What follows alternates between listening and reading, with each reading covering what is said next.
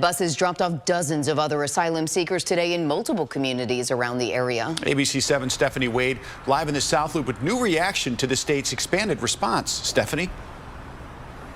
Rob and Liz, a new migrant intake center will soon stand alongside this bus landing zone here in the South Loop. Organizers tell me they've been inundated with new arrivals the past 2 weeks. So much so, we witnessed dozens of migrants showing up here tonight on foot. Wearing very little winter clothing, families of asylum seekers carrying young children in arms arrived at Chicago's migrant landing zone Wednesday night.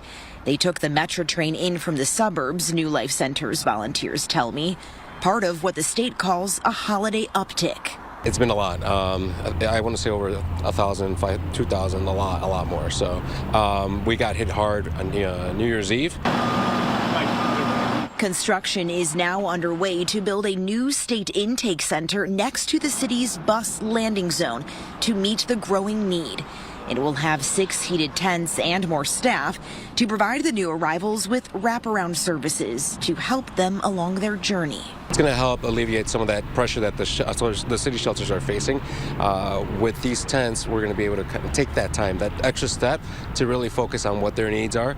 This as buses from Texas are increasingly being sent to suburbs outside of Chicago, often without any coordination. I'm sure Texas is experiencing a lot of it to a bigger extent than we are at the border. But I think when they're sending them directly to Chicago rather than all the other states in between Texas and Illinois, it says it's a political attack. Governor J.B. Pritzker saying in a statement, in part, quote, "We will continue to ensure that they are met with dignity and compassion, while we call for increased coordination and funding from the federal government to provide a federal solution to this federal challenge."